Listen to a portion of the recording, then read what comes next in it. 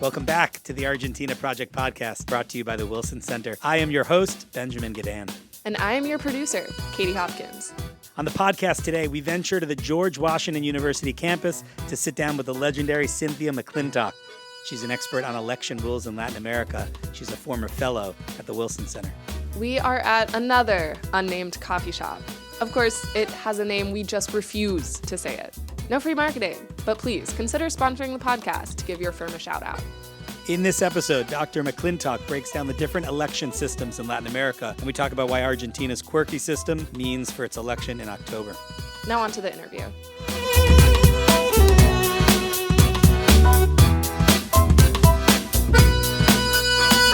Pastor McClintock, thanks for joining us. Oh, many thanks for the invitation. We're here in Washington, where there's a lot of focus on the U.S. Democratic primary and the coming United States election. The system is pretty straightforward, notwithstanding the quirkiness of the Electoral College, which is to say that the candidate that gets a single more vote than their opponent is the President of the United States. That is not the case in much of Latin America. Can you tell me a bit about the origins of Latin America moving to more complex, multi-round election systems? Sure. I think the biggest catalyst was the election in Chile in 1970 when Allende, a leftist, won this very narrow plurality of 36%. It was a very close election, and there was a widespread sense that, hey, this guy didn't get 50%. Is he legitimate or not with only 36% of the vote? Who would have won? Who would really have gotten the 50%? Now, for a lot of reasons, Latin American political spectrums have been a lot more divided than in the U.S., so I think the immediate catalyst was just that, hey, we don't want presidents elected with 36%. There was a case in Argentina, Ilya, with the same thing. Was this really legitimate, and can they govern with such a small mandate? But a whole other question that we'll get into with Argentina is this question, can new parties get in? I think this is very recent in the United States, too. There's this question that, hey, are we really happy with just the Democrats and the Republicans? Now I think it's a majority that does want a third party. But really tough to enter the political arena when any third party is a spoiler, is in our conventional term. Right, so when you say Latin America, these political systems tend to be more divided, you're referring to multiple parties participating in these elections. Exactly. In the systems, you still will get all these parties often represented in Congress and all of the governability challenges of a president that may not control his or her lower or upper house in Congress. But at least what you're referring to is a sort of legitimacy of a majority win. Exactly. And you've come in and more than half of voters at some point in the election have chosen you. Exactly. And what that meant was that most Latin American countries chose a 50% threshold. And what you mentioned at the start, Argentina did not. And a couple others haven't either. It's of the 18 Latin American countries with competitive elections, 12 have runoff at 50%, but there are 4 that don't, and Argentina is one of them. So that's an interesting story, too, exactly why that happened, but it's one with a lower threshold. And in Argentina, this came from this compromise between Menem and the opposition, the Radical Party. In reforming the Constitution, Menem, of course, wanted to stay for a second term, and in return for that right, agreed to some other changes to the electoral system. What would be the advantage of a lower than 50% threshold when you've said the whole idea of the second round has been to lend legitimacy to the winner?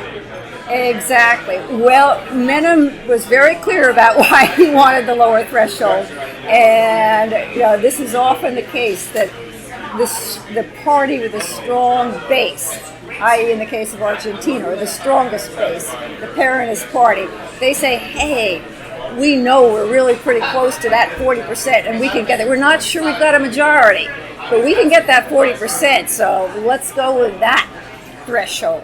And it makes it much harder, as we can talk about a little later, for the third party to enter, the fourth party to enter with that 40% plus the 10.3 threshold. Now, in terms of the quality of a debate in a presidential contest, you allude to the idea that in the United States, the third party option is always shouted down as a spoiler, damaging the chances of the closest aligned party. in a system of the second round, theoretically, it broadens the contours of the presidential debate, and then in the second round, those voters can migrate to where they properly belong. Does it play that role effectively? I mean, when you watch Latin American elections closely as you do you see these third parties playing an important role in diversifying the debate, and broadening the margins of conversation? Oh, definitely, I think, definitely. Let's take the case of Chile, for example, where there was kind of the legacy parties from the left and then the legacy parties of Pinochet. And, for quite a while, they're kind of like 50-50.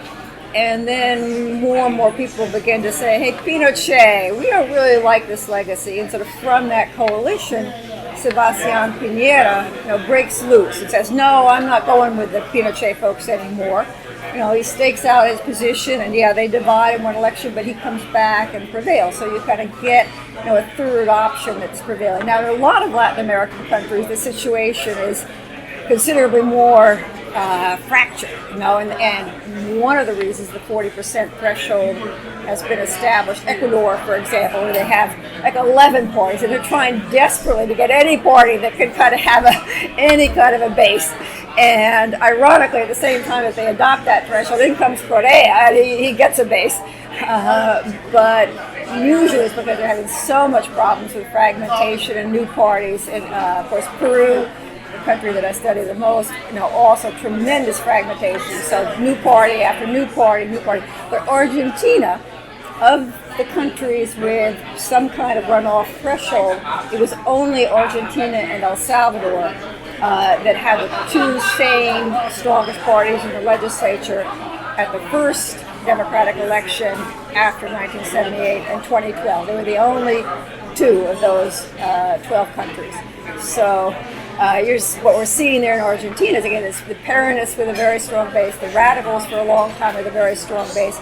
So if you break off and you divide the radicals or you divide the Peronists, and each of them only gets to say, let's say Peronists have got 40%, radicals have 20%, and then someone new is trying to come up, but they get 20%. Well, then the Peronists have won with 40%, a 10-point lead. So that's why Menem wanted it.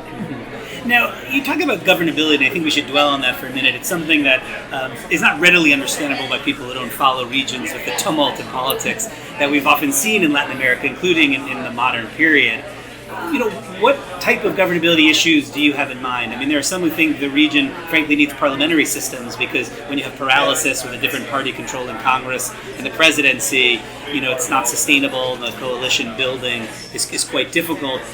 What do you mean by governability, and what can really go wrong? Maybe not as extreme as the Allende case, ending with a brutal military dictatorship, but certainly a lack of reform and a lack of, cogent economic policy. Tell me about governability challenges if the system produces presidents that have not received the support of 40%, 45%, let alone a simple majority. I think it varies considerably. Take the case of De la Rua in Argentina, where my understanding is, kind of the Peronist opposition was one obstacle after another, and there's kind of a goal, certainly at least in the mind of the radicals, that they're being obstructed at every turn by the Peronists. Another case would be Peru, right? So at the moment, where the president was from a new party, and the legislature was dominated by a very strong, relatively disciplined party, and again, they made life difficult as possible at every turn because of militants that, hey, we're just going to get revenge, we should have won. But then there are also very other situations. Brazil is probably the classic example, where there's some 10, 12 parties, and they're not all that ideological, and maybe they didn't even care who was really the president. But hey, let's get something out of this. And so there's a lot of corruption. And that was where some of the corruption under the Workers' Party in Brazil began, where Lula was trying to pay off legislators in order to bribe them to his side. So there are different situations, but I think not that it's always a great thing to have the executive have total control of the legislature too, but on balance, if you're talking about getting things done, there definitely can be problems. Now, in the United States, there are at least experimenting with second rounds. I think they do it in a simultaneous ballot where you list your preferences, and if there's no simple majority for any particular candidate, then you take into account second choices. Do you get the sense that the record in Latin America of this practice is positive enough that it could serve as a useful case for even older democratic systems like our own? Definitely, absolutely, definitely. No, the record has been very positive in Latin America. In my book, Electoral Rules and Democracy in Latin America, I compared the trend of Freedom House scores and varieties of democracy scores under runoff countries and under plurality countries. And I think these graphs are very dramatic. The problem in plurality countries of minority presidents who have no chance of getting 50% of the vote, exploiting a divided opposition. And this has been obviously much less a problem in the United States, but in Latin America, where there are these divisions in the opposition, and perhaps the most egregious election was Daniel Ortega in Nicaragua in 2006. But there was, again, he had also manipulated to get a low, at 35% threshold. We didn't think the Sandinistas could even make it to 40, and no one thought he would have had a prayer of winning the 2006 election if he'd have to get the 50%. But he got the 38 and won, and we know what happened after that. Before we conclude, I'm curious what this system does to the platform, at least during the campaign, of the candidates who are now facing this second round and this, search for the votes from that third party or fourth, fifth, sixth party, depending on the case. Is there a sense that it does moderate the platforms as they try to capture other voters? I mean, what does it do to the agendas of candidates when they are now faced with the challenge of capturing the votes that have gone elsewhere in a first round?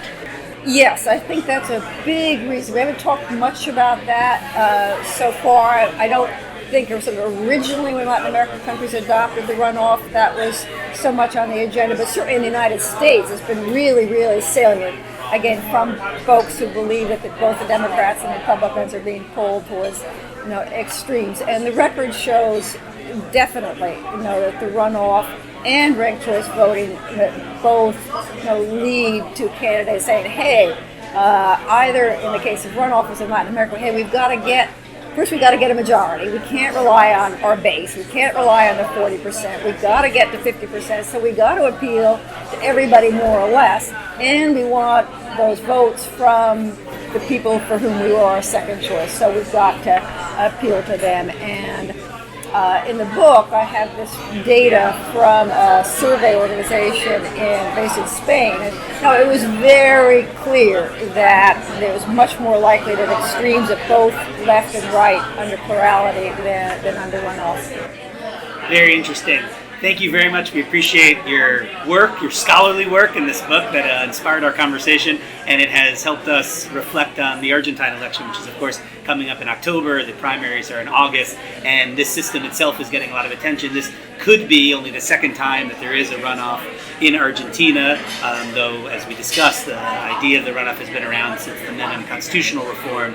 It's been used once in the last election in 2015, and there seems to be a good chance, according to the polls, that it'll be used again. We'll be watching closely to see if it has these effects that you project. It seems to have had already in terms of the candidates choosing moderate running mates and a rhetoric that seeks votes and support well beyond their core base because a plurality is not enough. Dr. McClintock, thank you so much for being on our podcast. Oh, thank you very much for the opportunity. I really enjoyed it. And thankfully, our producer is a wonderful editor.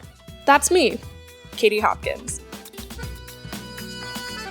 If you enjoyed the show, subscribe to the Argentina Project podcast on SoundCloud and sign up for our weekly newsletter at wilsoncenter.org/weekly-asado.